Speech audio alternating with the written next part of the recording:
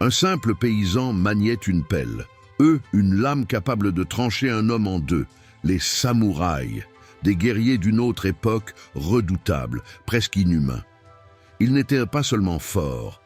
Ils étaient formés dès l'enfance, façonnés par la discipline, endurcis par des années d'entraînement impitoyables. Leur corps était une arme, leur esprit un mur infranchissable. Leur arme ultime, le katana. Une épée si tranchante qu'elle pouvait couper un corps en un seul mouvement, parfois sans que la victime ne s'en rende compte. Une seule attaque, une seule mort. Mais ce qui les rendait vraiment dangereux, ce n'était pas leur force, c'était leur mental. Le Bushido, leur code d'honneur, leur imposait une règle absolue. Mieux vaut mourir que de connaître l'échec. S'ils perdaient leur honneur, il n'y avait qu'une issue, le seppuku, un suicide rituel où ils s'ouvraient le ventre de leurs propres mains. Un acte de fierté, non de peur.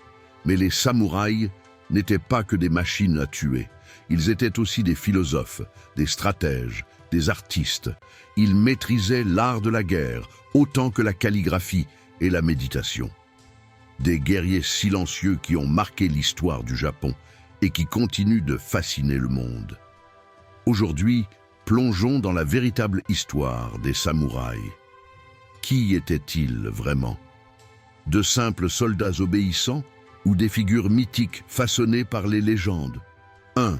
L'origine des samouraïs, les gardiens du Japon féodal. Les samouraïs apparaissent au Japon vers le 9e siècle.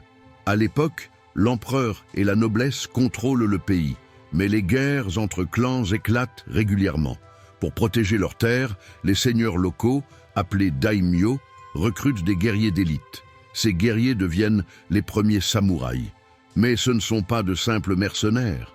Très vite, ils forment une caste à part, avec leurs propres règles, leur propre culture et surtout, leur propre code de conduite, le Bushido.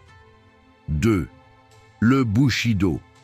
Un code plus dur que l'acier. Le Bushido, littéralement la voie du guerrier, n'était pas seulement un ensemble de règles militaires, c'était un mode de vie. Il dictait tout. Comment se battre, comment penser, comment mourir. Les 7 principes du Bushido étaient Ji, justice, toujours agir avec droiture, Rei, respect, montrer du respect même à ses ennemis, Yu, courage, ne jamais reculer même face à la mort, Meiyo, honneur, l'honneur vaut plus que la vie, Jin, bienveillance, protéger les faibles, Makoto, sincérité, la parole d'un samouraï est sacrée, Chugi, loyauté, fidélité absolue à son seigneur. Un samouraï qui brisait ses principes devenait un ronin, un guerrier sans maître, déshonoré, errant, parfois condamné à vivre comme un simple bandit. 3. L'art du combat. Plus qu'une question de force. Un samouraï n'était pas juste un soldat. Il était un maître dans l'art du combat. Son entraînement commençait dès l'enfance et il devait maîtriser plusieurs armes. Le katana, une arme redoutable, si tranchante qu'on disait qu'elle pouvait fendre un ennemi sans qu'il ne s'en rende compte. Le yumi, un arc long utilisé pour les combats à distance. Le naginata, une sorte de lance efficace contre les cavaliers.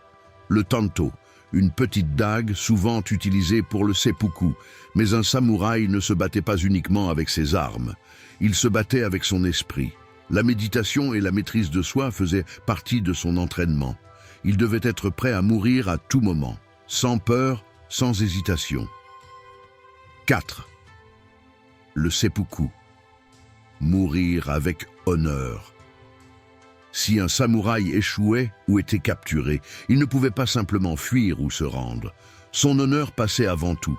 Il devait pratiquer le seppuku, un rituel terrifiant où il s'ouvrait lui-même le ventre avec une lame. Le but, prouver sa loyauté et son courage. Un samouraï qui se suicidait ainsi ne mourait pas comme un lâche. Il mourait en guerrier, fidèle au Bushido jusqu'à son dernier souffle. Mais ce rituel n'était pas qu'un acte de désespoir, il était aussi un message pour montrer que l'honneur d'un samouraï était plus fort que la mort elle-même. 5. Au-delà du combat, des guerriers artistes. Les samouraïs n'étaient pas seulement des combattants, ils étaient aussi des artistes. Beaucoup pratiquaient la calligraphie, la poésie, la cérémonie du thé. Leur but? Équilibrer leur esprit. Ils croyaient que la vraie force ne venait pas uniquement du corps, mais aussi de l'esprit. Certains devinrent même des philosophes, écrivant des textes sur la stratégie et la guerre, comme Miyamoto Musashi, l'un des plus célèbres samouraïs, auteur du légendaire livre des 5 anneaux. 6. La fin des samouraïs. Une ère qui s'éteint au XIXe siècle, le Japon change radicalement. L'ère des guerres féodales touche à sa fin et le pays s'ouvre au monde moderne. En 1868, l'empereur Meiji reprend le contrôle du pays et abolit la caste des samouraïs.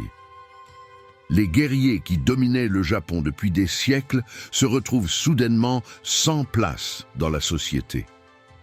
Certains rejoignent l'armée impériale, d'autres deviennent des politiciens ou des hommes d'affaires. Mais beaucoup ne peuvent accepter cette nouvelle réalité et préfèrent mourir plutôt que de vivre sans leur honneur. 7. Les samouraïs. Aujourd'hui, une légende toujours vivante. Même si les samouraïs ont disparu, leur héritage est toujours présent. Leur code d'honneur inspire encore les arts martiaux, la culture japonaise et même certains aspects de la société moderne.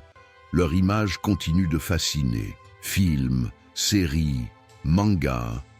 Les samouraïs restent des figures mythiques, mi-guerriers, mi-philosophes, incarnant une discipline et une rigueur qui forcent le respect. Mais derrière la légende, une question demeure. Étaient-ils vraiment des héros ? Ou bien étaient-ils simplement des machines à tuer, conditionnées par un code aussi impitoyable que la guerre elle-même? Les samouraïs, fascinants ou effrayants? À toi de juger.